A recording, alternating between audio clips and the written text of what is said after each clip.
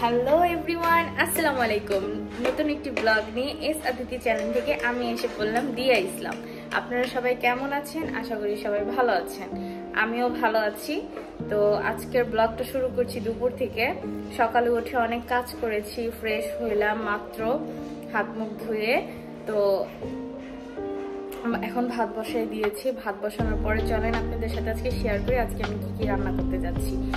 তো চলেন আপনাদেরকে দেখাই আজকে কি কি রান্না হবে বাসায়। তো এই তো হচ্ছে আলু দিয়ে ফুলকপি দিয়ে তরকারি রান্না করব। সবকিছু এখানে কাটাকাটি করা শেষ, আর মাছ দিয়ে রান্না করব এটা। আর এই হচ্ছে ভাত হলে পরে এগুলো বসাই দিব। তারপরে আমার কিন্তু আরো কাজ বাকি আছে, চলেন আপনাদেরকে। তো এই হচ্ছে আমার এক বালতি কাপড় আজকে ধুইতে হবে। আবার এক বালতি কাপড় জমছে, এগুলো ধোয়া লাগবে। তো এইগুলো ধুয়ে তারপর ফ্রেশ ট্রেশ হয়ে তারপর আমার কাজ অলমোস্ট ডান। ঘরে সবকিছু ক্লিন করা শেষ। তো আমার কিন্তু রুম গুছানো শেষ, রুম গুছানো ইজ ডান। সবকিছু ক্লিয়ার, সবকিছু ক্লিন করে এই তো প্রায় শেষ আমার রুম গুছানো। ওই রুমটাও দেখেই নিয়ে আসি, ওই রুমটাও গুছানো। এই হচ্ছে রুম গুছানো একদম। সবকিছু গুছগাছ করেই আজকে আপনাদের সাথে ব্লগটা শুরু করেছি। তো এখন রান্না করতে যাব। রান্না শেষ করে তারপর আপনাদেরকে ফাইনাল লুক দেখাবো। তো রান্নাটা শেষ করে নিই, রান্না শেষ করে তারপর আপনাদেরকে দেখাবো যে আমি কি রান্না করলাম আর আমার রান্নাটা কেমন হয়েছে। দেখলে কিন্তু অনেক কিছু বোঝা যায়, অনেক সময় তরকারির কালার বা রং দেখে বোঝা যায় যে আসলে তরকারিটা কেমন হয়েছে।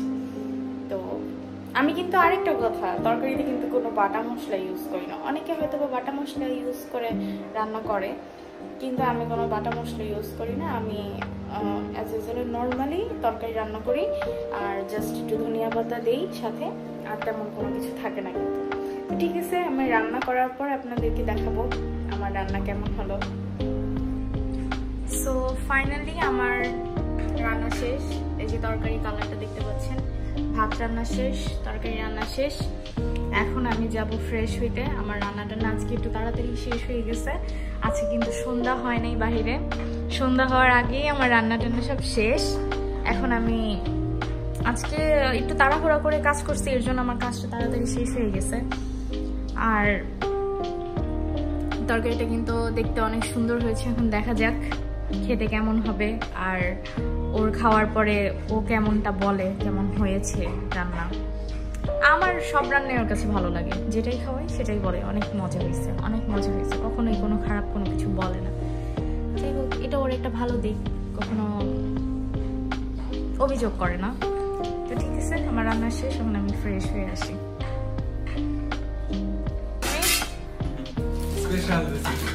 কি স্পেশাল রেসিপি? অফিস থেকে এসে হাত মুখ না ধুয়ে আমি তাকে ফোনে বলছিলাম যে তোমার হাতে একটা সুজি পিঠা আছে, সেটা খাইতে মন চাচ্ছে। সে অফিস থেকে এসে আমার জন্য সুজি পিঠা রান্না করা শুরু করে দিচ্ছে। দেখেন, এখন এগুলো কি ভাজবা? এখন এগুলো সে ভাজবে, মানে আমি বুঝলাম না। আমি যদিও কাজ পারি না, কিন্তু সে পিঠাটা অনেক ভালো বানাইতে পারে। এই যে আবার একটা পাম মারে দিলা, উইদাউট ভিসা পাসপোর্ট ছাড়াই ঠাস করে একটা পাম মারে দিলাম। আমি পাম মারি নেই, এই যে দেখেন এখন সে সুজি পিঠা বানাবে। এটাকে আগে ভাজতে হবে, তো এটা ভাজার পরে আপনাদেরকে বাকি প্রসেস দেখানো হবে। তো এই তো এখন সে প্রসেসিং শুরু করবে, তো শুরু করো। আহা, ডিম ভাঙার কি পদ্ধতি রে ভাই,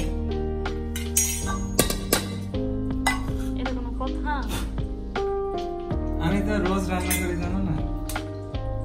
হয়েছে তো, বেশি ফাটায় ফেলতেছ, পরে হাতের মধ্যে ঠাপাস। একটা ডিম, তিনটা ডিম দিবে গাইস। ডিম একটু কম করে দিবে। কি এই ডিমে বাচ্চা হয় না? ডিমের বাচ্চা হয় না? হয়েছে তো, ফেটে গেছে, বেড়ে গেছে।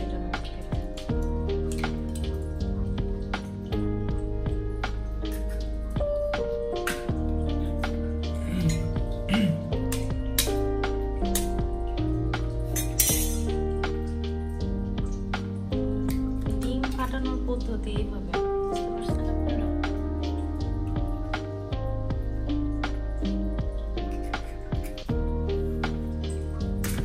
নেক্সট কাজ হচ্ছে এখন এটাকে ঘুরতে হবে। ভালো মতো এটা ফাটাতে হবে। তো যেহেতু আমাদের এটা ফাটাইতে হবে, তো এটাকে যত ফাটাইবেন জিনিসটা আপনার তত ভালো লাগবে। এটা কিন্তু ডিম, আমরা 3টা ডিম নিয়েছি। ডিমটারে এখন আমরা ভালো মতো ফাটাবো। তারপরে ফাটানোর পরে আপনাদেরকে এটার ভিতরে চিনি দেব, তারপরে বাকি প্রসেসটা আপনাদেরকে। আপনারা মিষ্টি যে যতটুকু খান সেই অনুযায়ী আপনারা এটার মধ্যে দেখতে পাচ্ছেন অনেকটা কিন্তু হয়ে গেছে, কিন্তু এটাকে আরেকটু ফাটাইতে হবে। বাকি প্রসেস পরে দেখাচ্ছি। তো এই তো এটাকে ফাটানোর পরে এরকম ফেনা ফেনা হবে, তারপরে এটা রেডি। আর এটার মধ্যে এখন একটু হালকা চিনি মিক্সড করা হবে। যেহেতু আমরা বলো, যেহেতু আমরা এটা রসে ভেজাবো, তো আমরা বেশি চিনি দিব না, কারণ যে রসের ভিতরে দিব সেটা অনেক মিষ্টি থাকবে।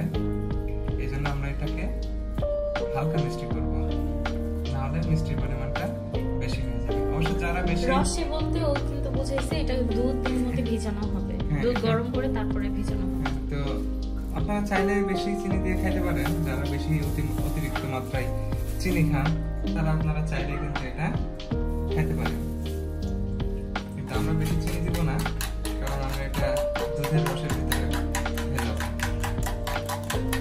এক কথা যারা হচ্ছে আপনারা ভিজনা পিঠা, আমাদের ঢাকাতে ভিজনা পিঠা বলে, আপনারা কি বলেন আমি জানি না।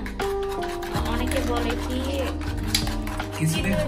কিছুদিন আগে ওই যে ভাইরাল কেকের একটা ঘটনা শুনছেন না, যে ভাইরাল কেক, ওখানে কিন্তু একটা বাচ্চা ছেলে কিন্তু এই পিঠা বানাইতো না, পিঠা বিক্রি করতো। তো ওর আম্মু এই সুজির পিঠাটা কিন্তু এখানে সেল করতো, ওর আম্মু বানাই দিত। আর আমি এটা জানছি ওর কাছ থেকে। আমরা ঢাকাতে আবার এই পিঠাটা তেমন একটা এই খাওয়া পিঠার রহস্য হচ্ছে, আমার যখন খাইতে ইচ্ছা করে না কোনো কিছু, মানে বিকেলের দিকে কি খাবো করি, তখন আম্মু করে ঠাস করে এরকম করে একটা ডিম ভেঙে দিয়ে সুজি দিয়ে এভাবে বানাই দিত। তবে এখন আমরা তো যেহেতু রসে ভিজাবো, তো আম্মু তো রসে ভিজাই না, চিনির পরিমাণটা বেশি করে জাস্ট ভাজার পরে আমাদেরকে দিয়ে দিতে হতো। ওটা কিন্তু অনেক মজা, মানে সফট কেকের মতো লাগে, জাস্ট লাইক এ কেক। তো বাকি প্রসেস পরে দেখানো হচ্ছে। তো ফাইনালি আমাদের কিন্তু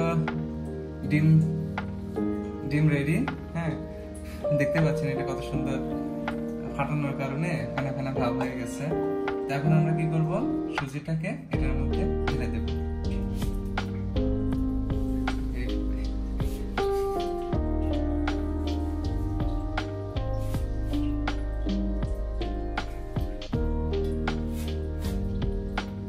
মানে অল্প অল্প করে মিক্স করতে হবে।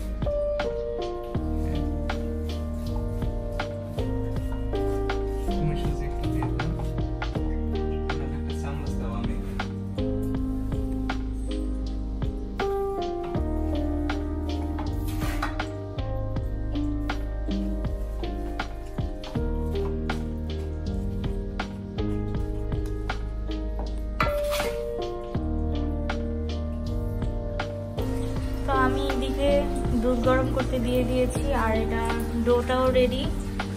তো দুধটা গরম হলে ডোটা তেলে ভাজতে হবে।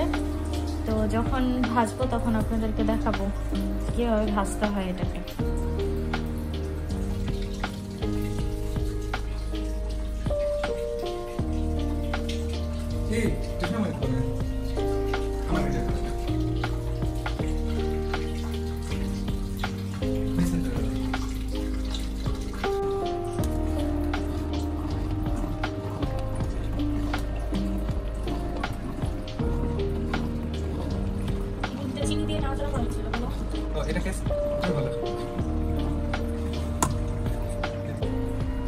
তো এই যে এখানে এখন চিনি দিয়ে এটাকে নাড়াচাড়া করা হচ্ছে।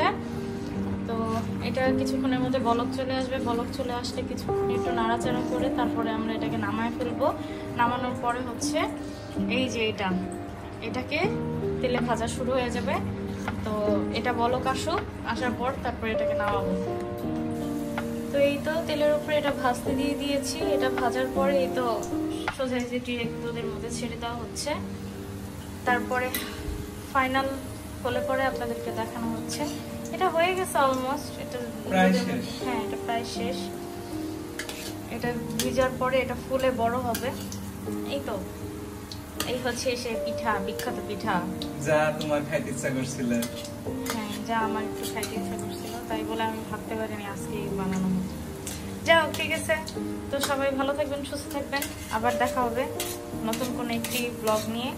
তো এইগুলা এইভাবেই বানাইতে হয়, যে দুধের মধ্যে ছেড়ে দিতে হয়। তারপরে যখন এগুলো ফুলে যাবে তারপরে খেয়ে ফেলবেন, টাপাস করে খেয়ে ফেলবেন, পেটের ভিতরে চলে যাবে। তো আজকে এ পর্যন্তই। সবাই ভালো থাকবেন, সুস্থ থাকবেন। আল্লাহ হাফেজ। আমাদের জন্য দোয়া করবেন। আর যারা এখন পর্যন্ত সাবস্ক্রাইব করে নাই, তাড়াতাড়ি সাবস্ক্রাইব করে যাবেন। Bye bye.